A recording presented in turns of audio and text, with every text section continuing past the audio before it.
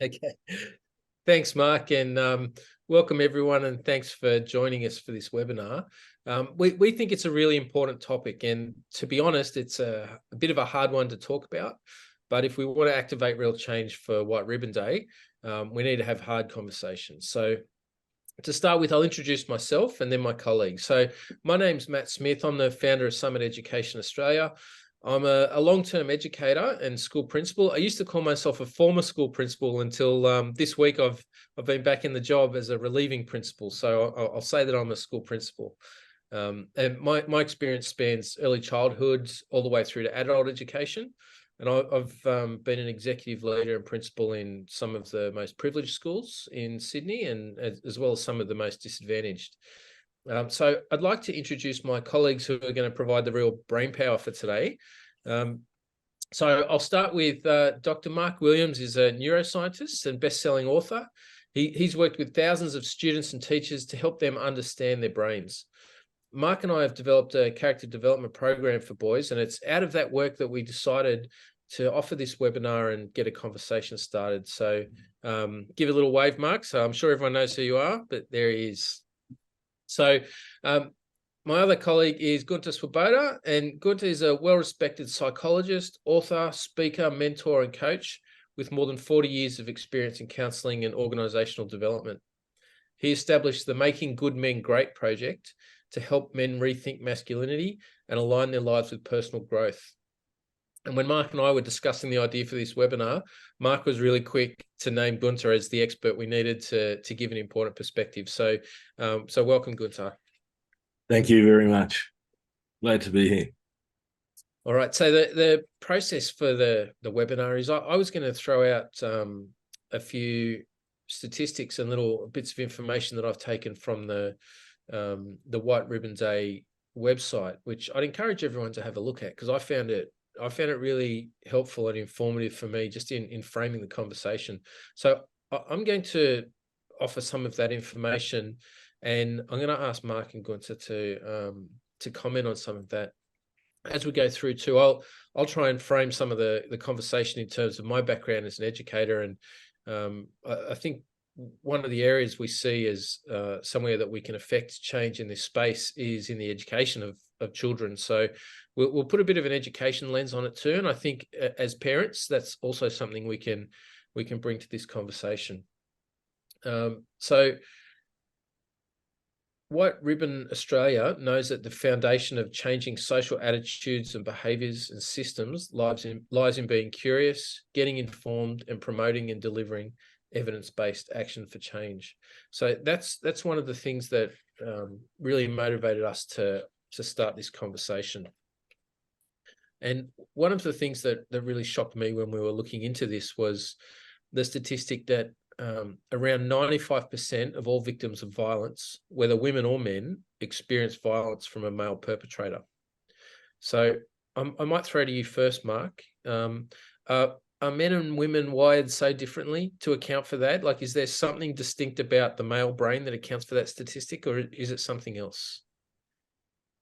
Yeah, I don't think it's something about us as males.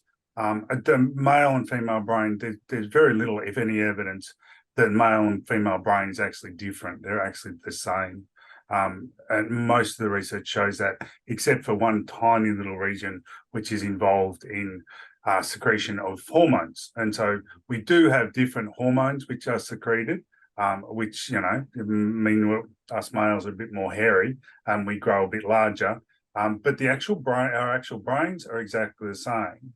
And so it seems as though, and most of the evidence suggests that the reason for the extra violence is, well, A, we are larger, and so therefore we're capable of physically, restraining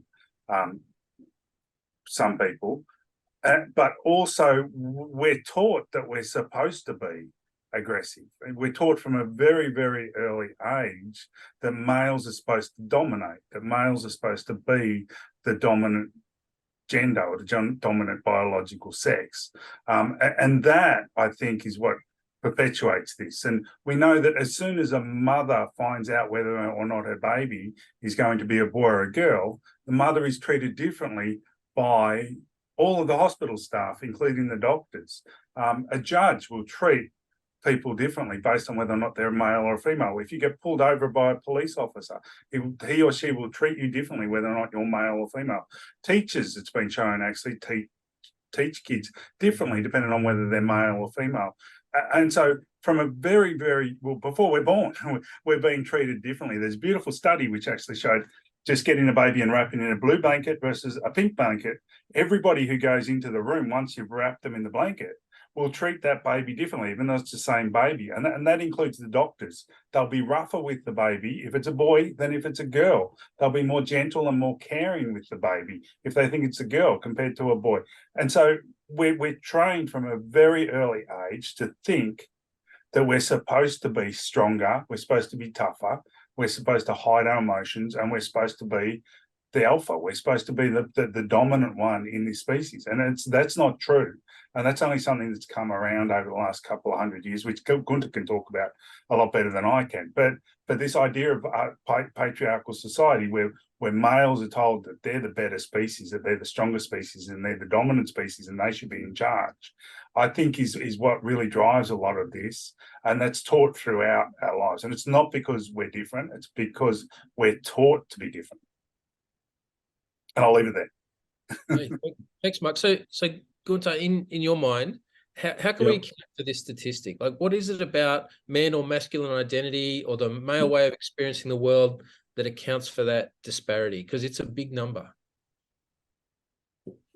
Okay, so what we're doing is we're actually tackling a very multi-layered issue. And I mean, I could go into the history. I might actually do that because Mark raised a word that I think isn't used enough by men. It comes out of feminism predominantly. That is patriarchal. And that is that patriarchy is an ideology that was consolidated over several thousands of years. In fact, some of the anthropological theories and so on go back to the emergence of agriculture. And the reason for it is that agriculture stopped, in essence, a process of a much, much more egalitarian distribution of labor, because agriculture is a fairly heavy, labor-intensive, strength-based activity fundamentally, especially, plowing the field, running, say, an animal in front of a plow. That takes a lot of upper body strength. So that became part of it. So about 3,500 years ago, it got consolidated into law. The Babylonians and the Assyrians and so on began to fragment society into male and female much, much more, and established laws around that. Up till, that sort of time, women were probably able to have a foot in the door with, say, economic influence, accumulating wealth and so on, and that began to be eroded. And with it, mythologies began to emerge, fundamentally reinforcing the idea that men are better, stronger than women. And essentially, women's role also shifted from, also hunting and gathering to being domesticated. And a lot of people might take offense to this, but essentially that's what we did to women. We domesticated them and we kept them corralled. I mean, if you look at, for example, ancient Greek women, they had very little public life. They were very, very well controlled within the home. The men took place in politics, economics, and worldly affairs. And pretty much that system dominated until probably the change from the 19th to 20th century, and specifically after World War I. And so now what we're seeing is a tectonic shift in social ideas. I.e., women were, even 200 years ago, Mary Wollstonecraft insisted that women should be educated. And one of the things that comes with that is that if you've been in a role of being seen to be powerful, dominant, you're also going to feel entitled, right? So part of that sense of entitlement is that, the women that you engage with are not in partnership with you, they are subservient to you. They're in a role of, where you fundamentally own them. So if you look at very, very heavily patriarchal societies, literally women are owned. I mean, marriage is fundamentally a commercial exchange. Women are, there's the bride price, the dowry, it's an economic thing. It's also a status and prestige thing. So, when I started looking at it very clearly, what is it that's predisposed us as men towards, certainly reasonable challenges in our physical health, because we don't seek help enough often for our physical problems, let alone psychological, right, or social. And so all of that's come together where we're becoming more and more into a pressured situation where men are feeling more isolated, more alienated, more marginalized, and we haven't actually helped boys to men accommodate that and learn how to be flexible and adaptive enough. So one of the things that builds up when we socialized heavily into that patriarchal model is we begin to experience this a sense of helplessness, but also with it a sense of anger and rage, especially when you have certain parts of the society going, the reason why you're unhappy is because women are doing X. So that was certainly the case with the emergence of the suffragettes and feminism. I mean, I still, when I was in the public service, would hear a guy go, "She took my job." And I'd go, "Well, hang on a minute. She performed a lot better than you did in the interview." "Yeah, but that was my job, really."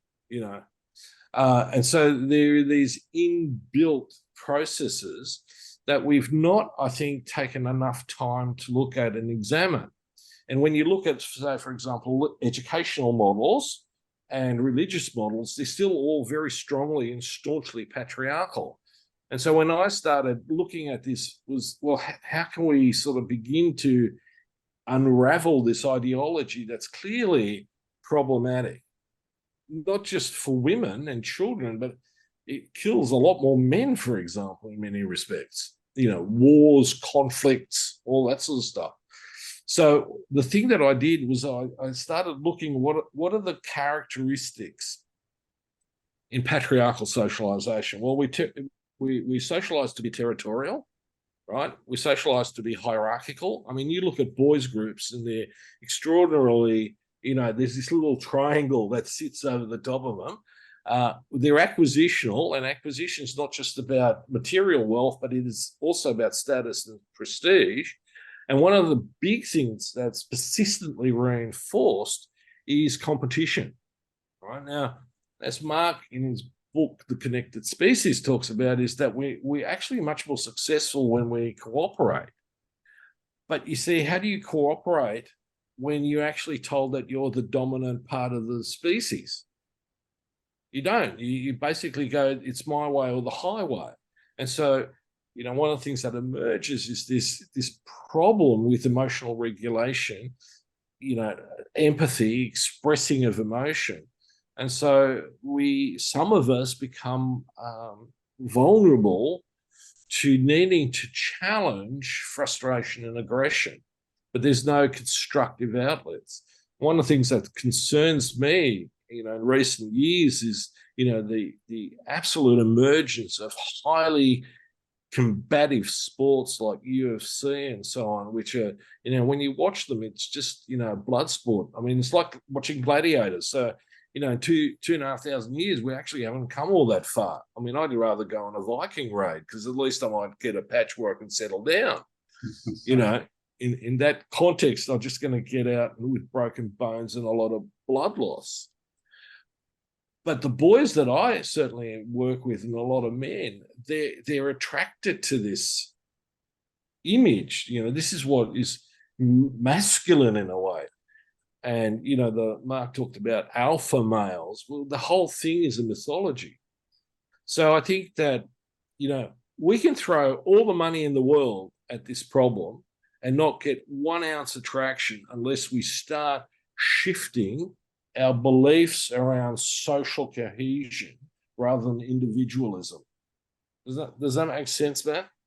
Yes, yes. It does. And unfortunately, and I'm probably going to be, trolled, but the education system, especially at the private level, is a major offender in this space.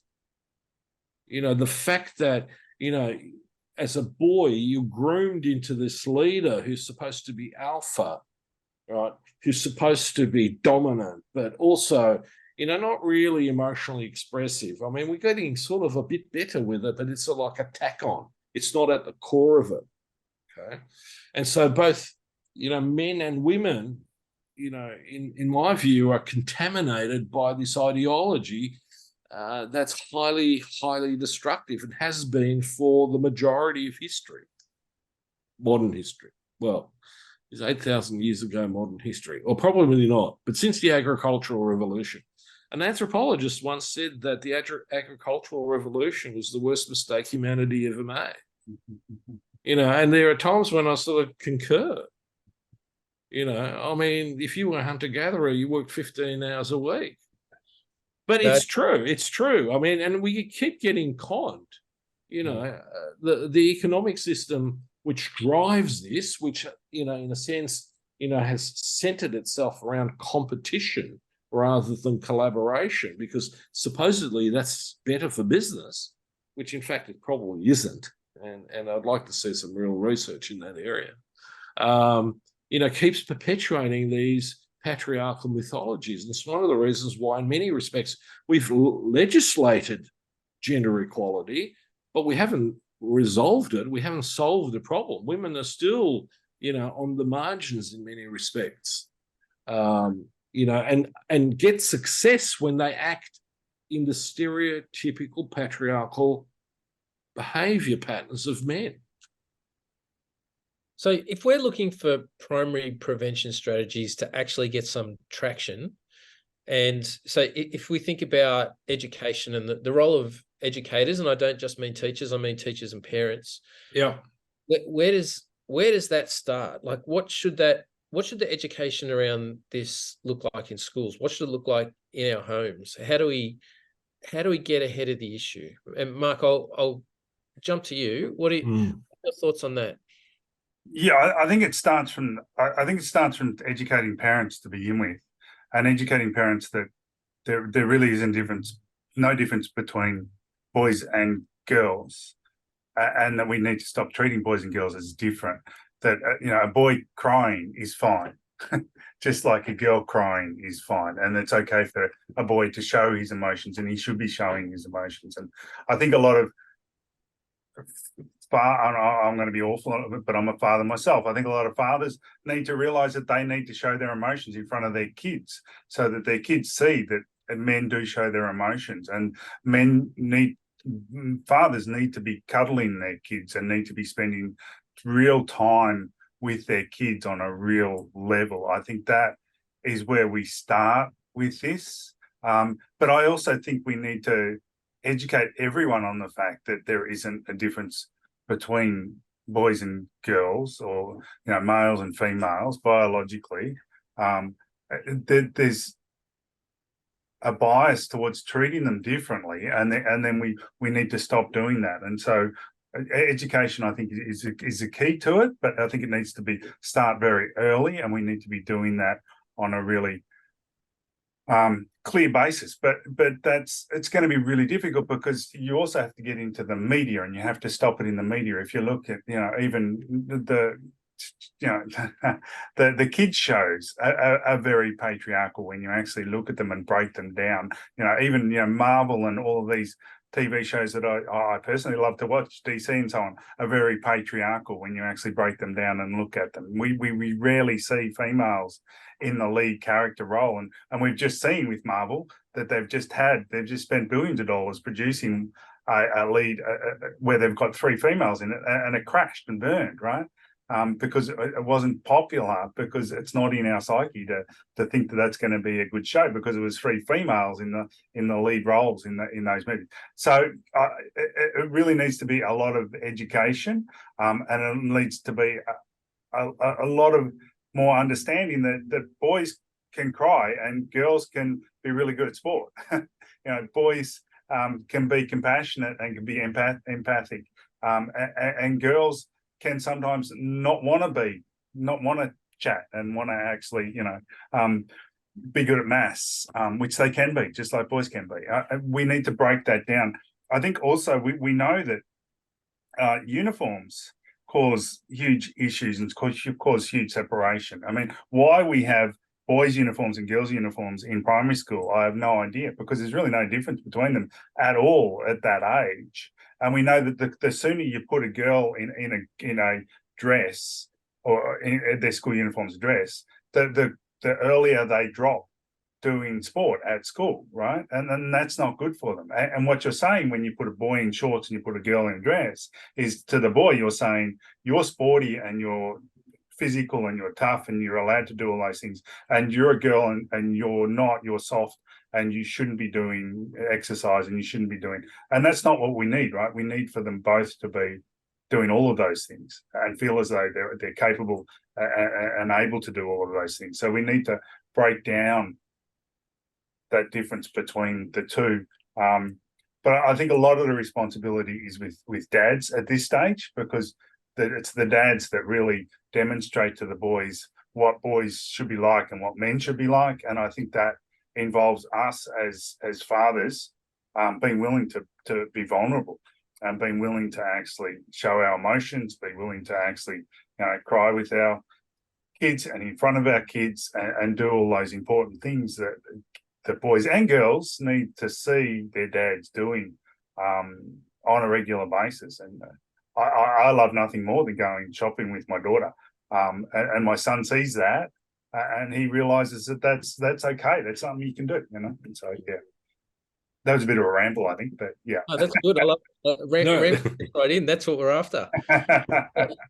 If I give an example from the kind of work I've been doing, so I get called out to schools to support where kids are struggling with their behaviour. And as I was saying to you guys earlier in the afternoon, that it's quite often a school will call me out and it's boys that they want me to deal with. And so what I observe is that a lot of boys, the only tool they've got for resolving conflict in their relationships is aggression. And that if something goes wrong in a relationship, it's a punch on.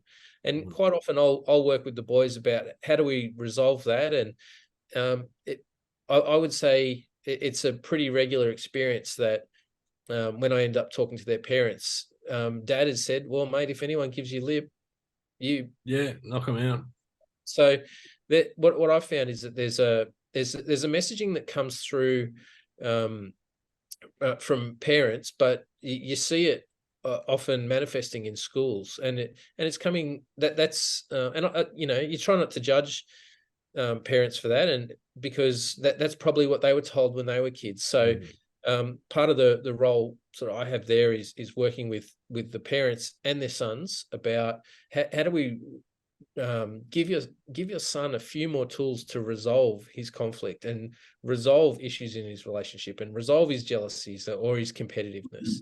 So I think there's a point there of education for the boys, but also education for their parents. Yeah, absolutely. I agree completely. I work in a lot of SES, low SES schools, and you're right. I was recently over in Perth, and we went up to one area where the school had a lot of issues, and I just said, give me two of your students from each year level that we can work with, because I was only there for the day, which isn't ideal. Of course, you've got to do much longer than that, but it was an opportunity to get in there. And you're right, they're all boys that they turned up. Right? I had 12 boys that turned up that they've been selected to come and chat to me. But we talked a lot about touch and how important touch is and how important. And I was talking about you should go home and and cuddle your dad, and he'll get huge benefit out of it because oxytocin will be released and all the neurotransmitters, which they were really interested in. One boy put up his hand and said, "Dad would thump me if I did that." And it's like broke my heart, but he's right. I mean, my dad would have thumped me too if I had tried to do that. And I remember when I first met my wife, who's a big cuddler, and all her family's are big cuddlers, and I learned how important it was to cuddle because I didn't have any choice. But then I then tried to cuddle my father, and it took probably 10 years of me trying to cuddle my father before he actually would start cuddling me when we actually met. By the time he passed away, he actually was, cuddling me before. But it took a long, long time for him to feel comfortable in doing that.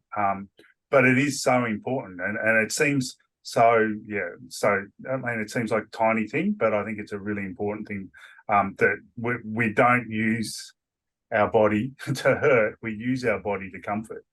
What about you, Gunther? Where does the education start in schools and home? What do you think?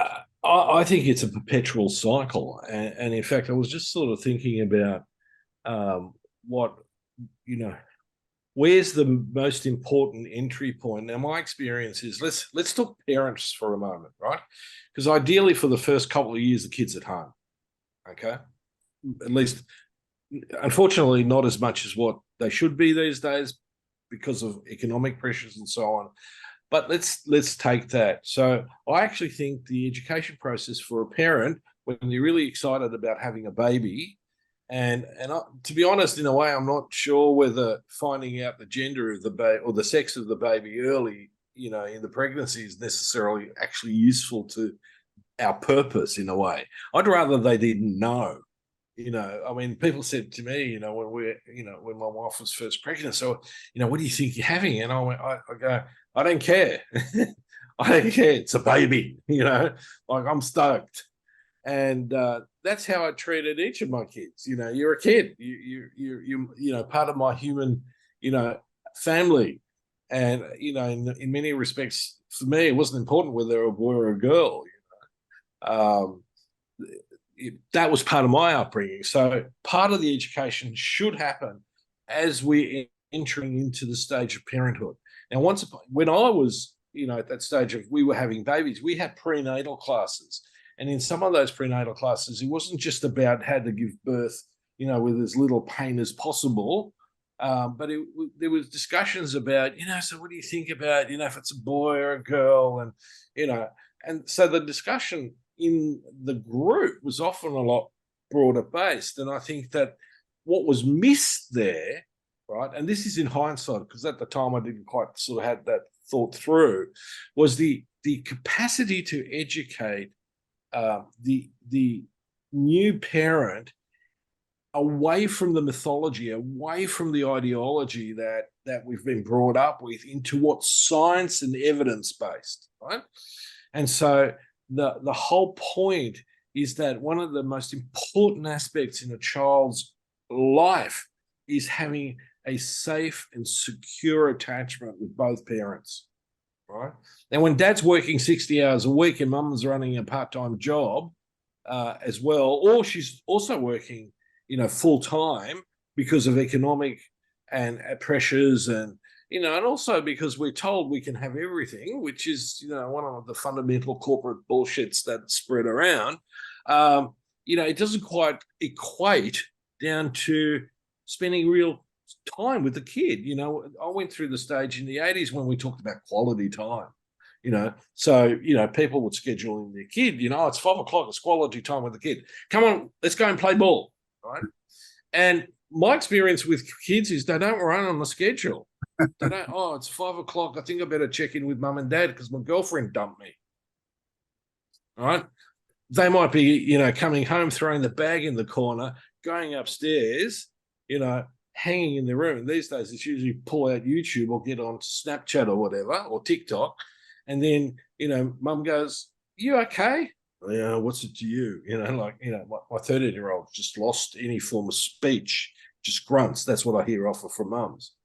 And, part of that is because, in a way, what that signals is that there's a neglect of my relationship, my intimate relationship with my child, when they don't come to me on their own volition. And that attachment starts from in utero through the birthing process. And we know, there are birth traumas that interrupt that. There are also, if a child's premature, that interrupts the attachment.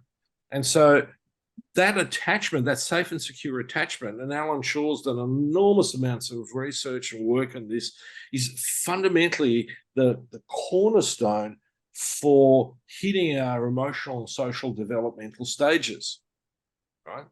And so that a child doesn't live in fear and anxiety and stress all the time.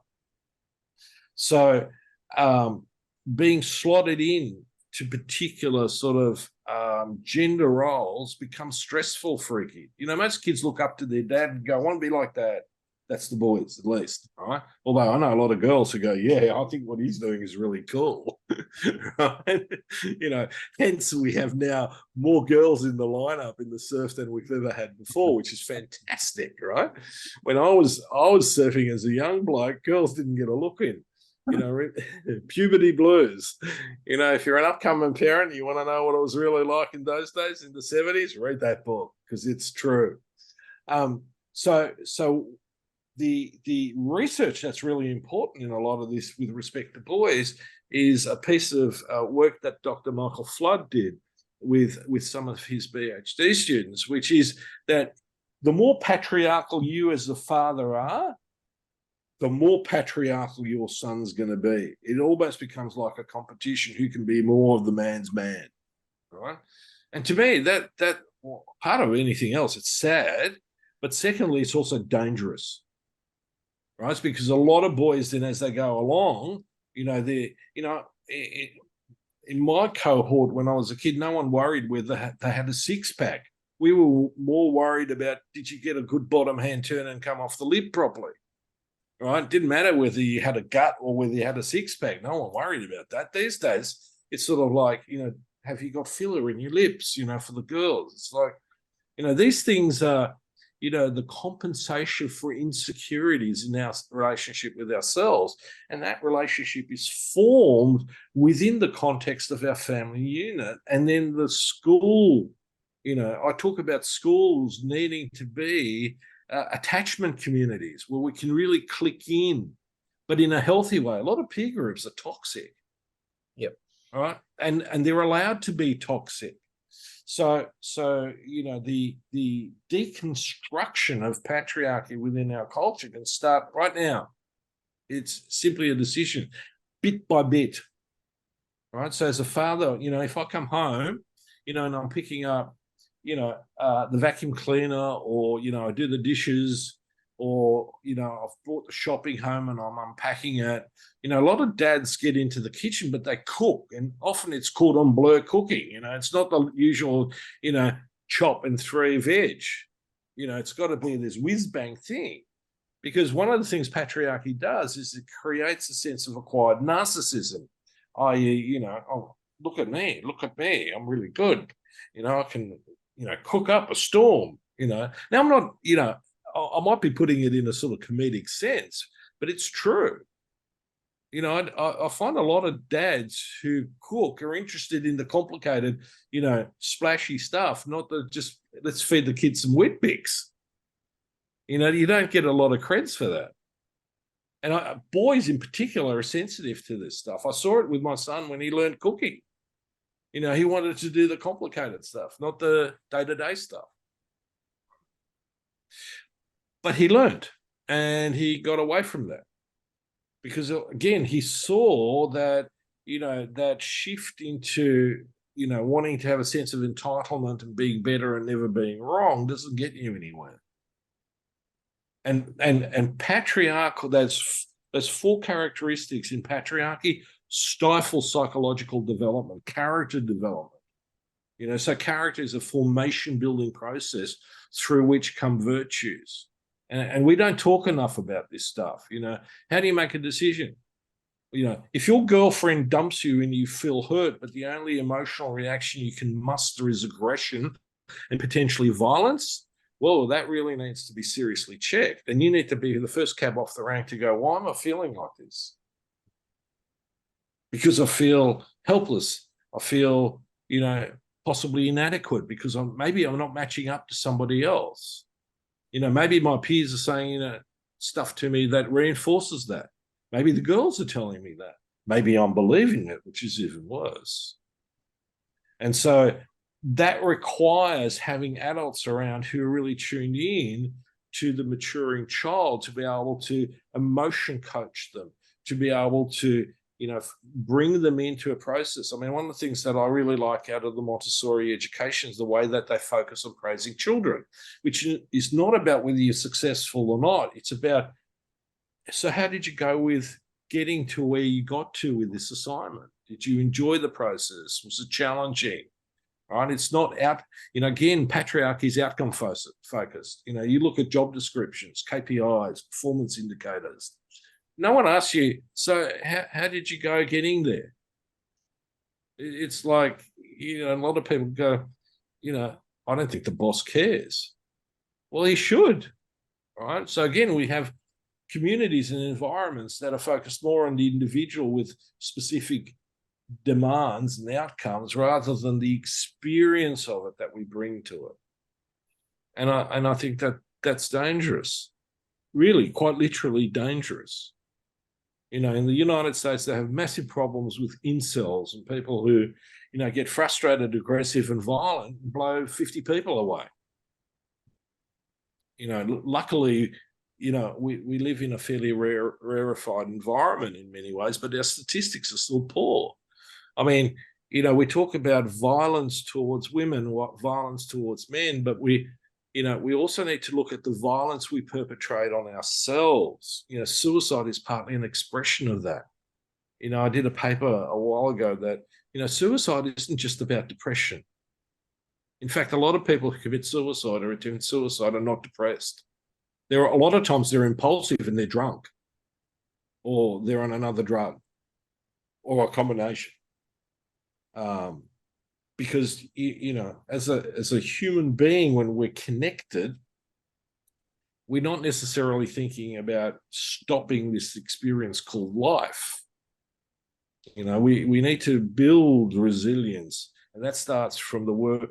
The moment the kid falls over the first time they take a step. And if my kids ever went, "Oh, go do it," I go, "Well, with that attitude, it's not going to happen."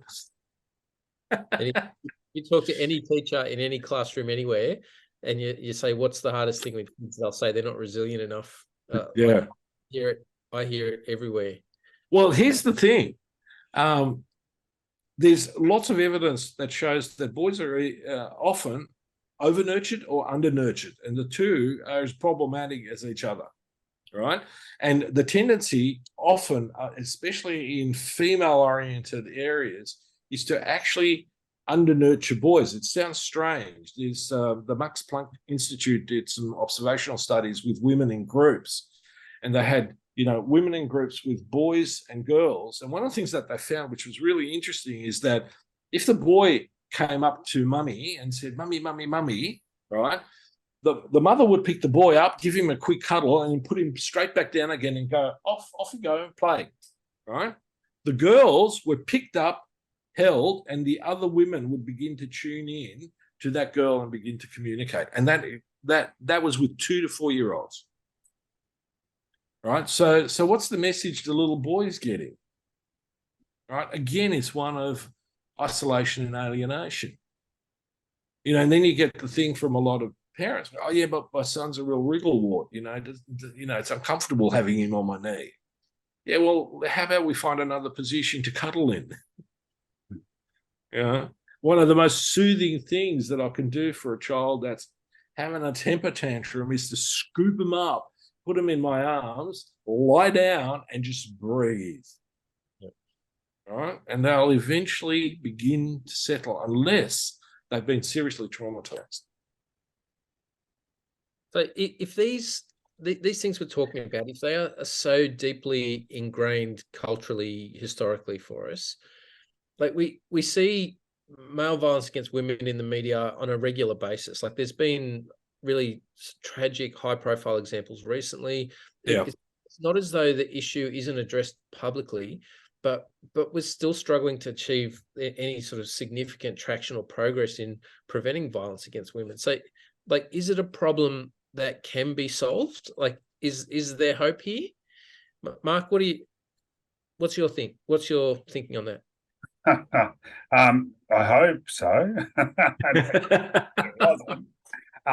Yeah, I think there definitely is. I think teaching boys,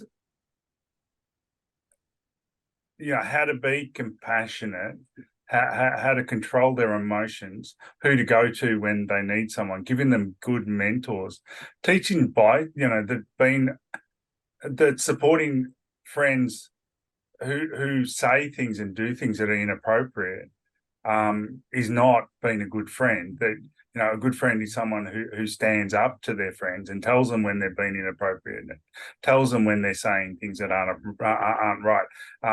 All these things I think are really important. I mean, another thing that we haven't touched on, of course, is pornography, and the fact that our government didn't sign legislation recently to make it illegal for pornography to be, or for to make it so that the companies that are supplying the pornography had to actually make sure that only 18-year-olds were actually looking at pornography is a huge problem, because we know that boys are watching pornography much more now, and they're watching it at a much younger age. And we know that the more a boy watches pornography, the more likely they are to be both sexually and physically abusive towards women. And so, I mean, that's also causing a problem. And if we actually had controls over, and I'm not saying ban pornography, I'm saying we need to stop companies from allowing kids who are under 18 accessing pornography. They're making huge amounts of money out of this. They should be putting some of that money into actually regulating and controlling it, so that these boys aren't getting access to this very violent pornography and therefore thinking that that's okay. And we need to stop having situations where boys think that the only way to be successful is to win, right? Is to be the dominant one. When we're always rewarding boys who are the more physical, who are the better at the sports, and who are better, at being the alpha, so-called alpha male within the group and so on, then we're never going to get to a point where the boys are going to want to be cooperative. But our brains have evolved for us to be cooperative, right?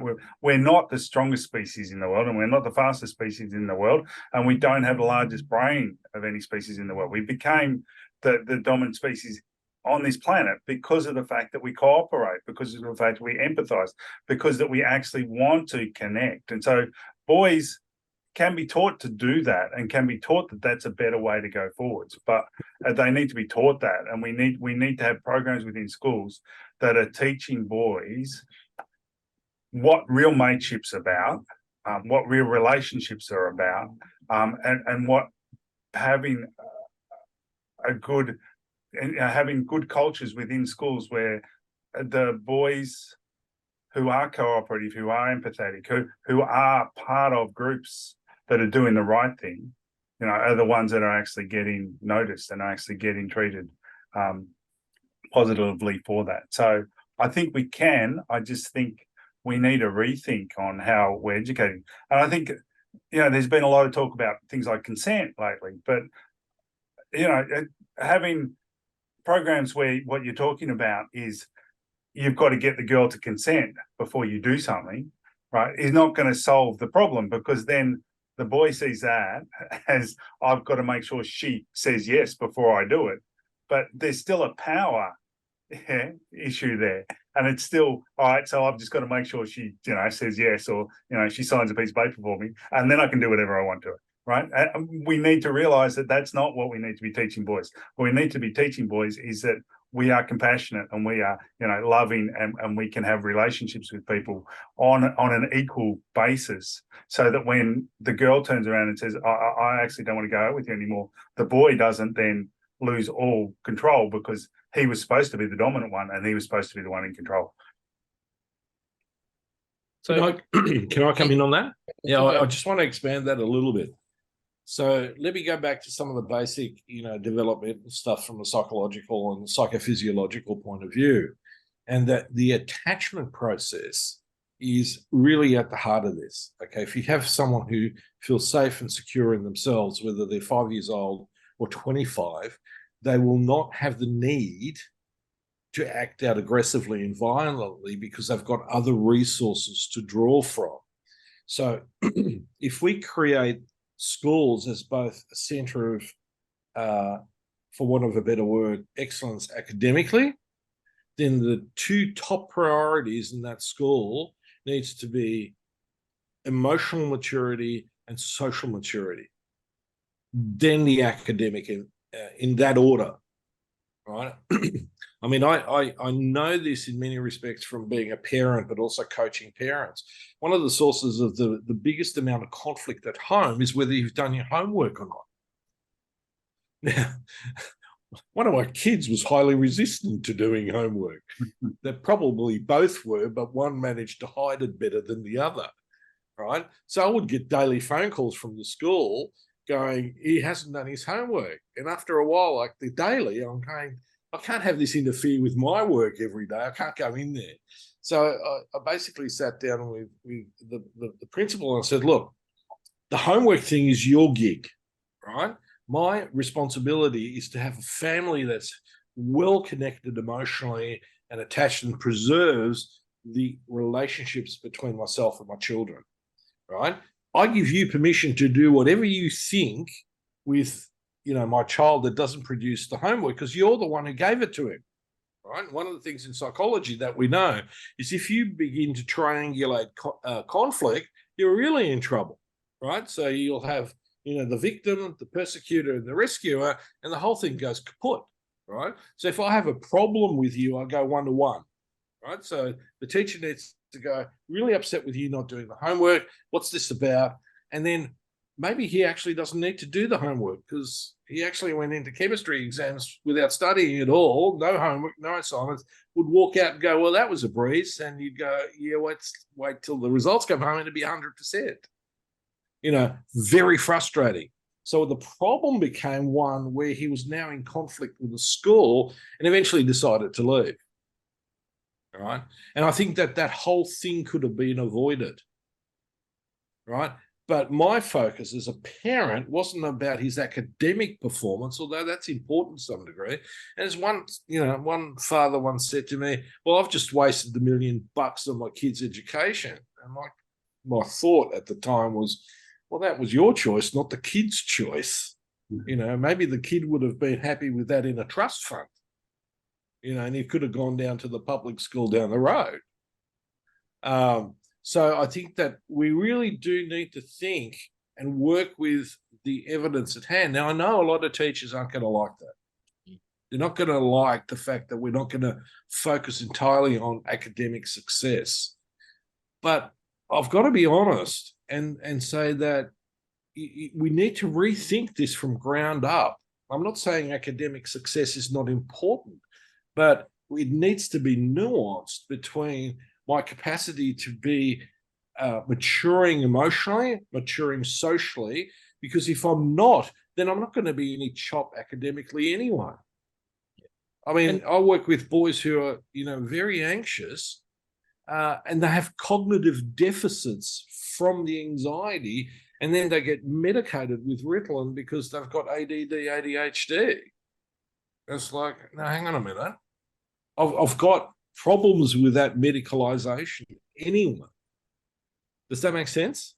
Yeah, for sure. And I think, I've been able to see a change in the sentiment in schools, and I think teachers tend to value social and emotional success ahead of academic success far more than it used to be the case.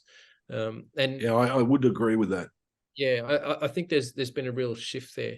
Now, we've had a really good question and in the Q&A, and I might throw that to you guys if you don't mind. So this question is, someone said, I'm finding the distinction between over and under nurturing quite tricky to understand. No one wants to create a boy that has no resilience, but we also don't want to shortchange them on comforting behaviors. How do we find the sweet spot? I think that's a really good question. Mark, do you want to go first? Or I don't know the answer. You go first on this one, Gunther. I've gone first every other time. Okay. This is the hard bit, right? Okay, so over nurturing. Okay, so one of the things that patriarchy sets up is a binary way of thinking. So it's either good, bad, success, failure. Okay. Now, as most of us understand, life, the universe isn't quite like that. There are no real binaries. There are interrelated, fundamental, multi-factor variables, right? So, in psychotherapy, we often emphasize the journey. Okay. So what's the journey like? So if I'm over nurturing a child, I'm rescuing that child from the mistakes it makes on one level, right? So, I make success appear to be easy, or not even necessarily appear, but make it easy. It's a bit like, in the extreme sense, I go, I've made your lunch, I've ironed your shirt, your shoes are set up here, right? Now, I get that when the kid's 5 or 6, but I don't get it when the kid's 16. When they're 16, I'm going, listen, mate, I've got to get out the door in the next 25 minutes. Are you ready to go? Because we've had this conversation. No, I'm not. Well, I'm leaving in 25 minutes. You've got a choice. You catch the bus or you come with me in the car. Right? So the whole thing about over nurturing is being, essentially, there's all sorts of terms like the helicopter parent, but it's teaching the kid that you can avoid accountability and responsibility. Under nurturing is when the child is left developmentally in a place where they should have support, they should have care, they should have, coaching and, the parent walking with them and going, give it a go, see how you go. If it doesn't work, well, we'll take another look at it. Okay. But there's also the physical and emotional, how much affection. I mean, frankly, at my age, I don't think anyone can have enough affection, really, but there's a time limit, I watched my son recently walk across the road with my wife, and he took a hand, and my immediate reaction was, that used to be the other way around. Now, and I saw that as really sweet. Now my son's 38, right? So we're not talking about a teenager either. So to me, that sort of nurturing, you can't over nurture, but you can certainly under nurture that. This, like, Matt, you were saying that one of the kids said to you, if I hugged my dad, he'd hit me. That's that's not just sad, that's disturbing. Right? Whereas, if my kid's 5 years old and I'm constantly doing up his shoelaces, before getting out the door to go to school because there's time pressures, I probably should rethink that.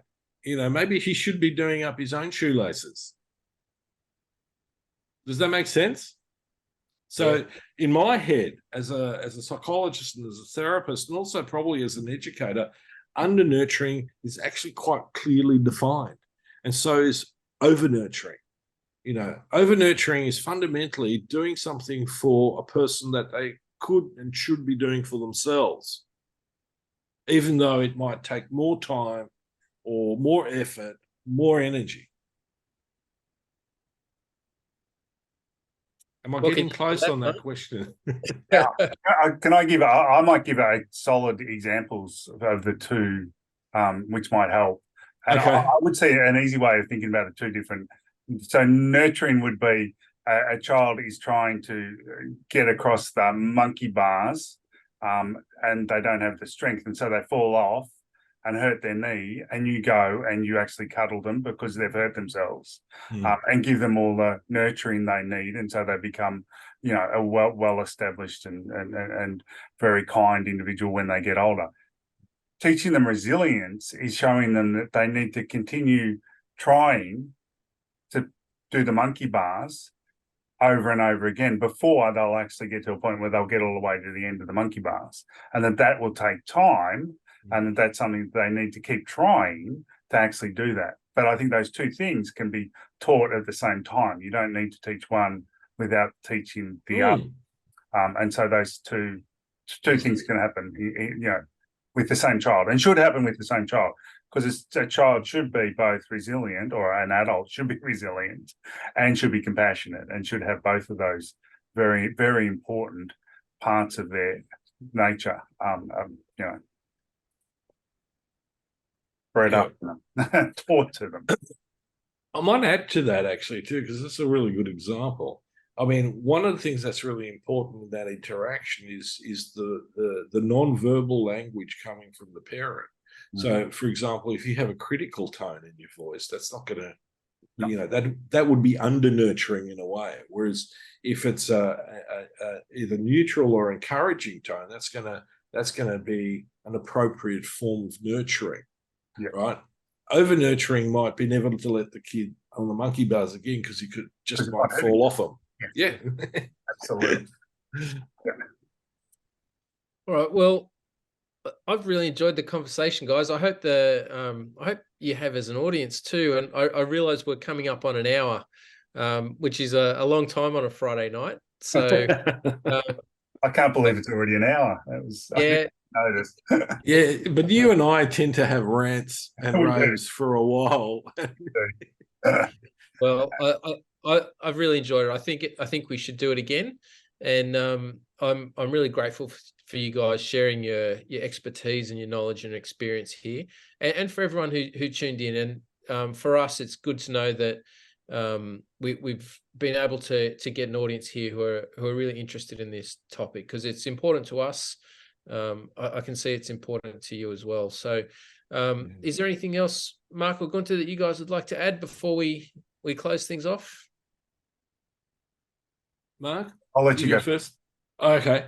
Well, firstly, I just want to thank everybody who's tuned in for tuning in. I think this is, you know, a core topic that we need more talking about, but not just from the point of view about how many people have been killed, but rather, you know, finding the right, you know, processes and solutions, and really get that underway, so that, you know, it's very easy for a lot of us to sometimes think, you know, we've got the answers, but what we actually need is to have a serious case of the doubts. You know, I listened to a very interesting lecture on how doubt is more important than the truth. And I think as both a scientist and a psychologist and therapist, I can certainly attest to that. But this is going to be generational. We need to come back away from the emphasis on the individual to us as family and community. You know, the whole thing about the emphasis on the individual arose, you know, with the dawn of neoliberalism and Margaret Thatcher going and saying that there is no such thing as society, and that to me was abhorrent. You know, we evolved as communities. You know, it is within the communities that we learn, either directly or indirectly. And this is how I see, you know, school, our education system with communities. And so I think that's a really important aspect to it. If we just simply target violence, we're missing the point. Very well said. Very well said. Thank you, Gunter. You're right. I think that there's a lot in this, and a lot to discuss, a lot more that we could discuss. Maybe we should do this again sometime if people are interested in that. That'd be awesome. Because I think it's vitally important. I've got a son, and I've got a daughter, and I want both of them to grow up in safe, compassionate, close, you know, community environments. And I think it's so important for all of us. And I've seen both sides of it. And you know, I think that having people in your environment and being open and honest and compassionate with each other is such a better way to live. It's a better way for us all to live. And I think, you know, teaching the next generation how to do that, I think, is one of the most important things we can do. And I also want to thank I know there's a lot of teachers online who have come to listen. And I want to say, you know, you have the most important job in the world. Teaching the next generation there is no more important job. So thank you for coming on and listening on a Friday night, because I know you're all busy, especially this time of year with getting reports done and everything. So thank you all, and everyone else who's come to to listen as well. Thank you for coming to listen, and to both of you guys for saying yes to this crazy idea. Yeah. Thank you, Matt. And let me concur. My daughter's a high school teacher in a very challenging environment. Hats off. Deserves respect. Yeah, absolutely. Absolutely. Well, thank you all. All right. Thanks, guys.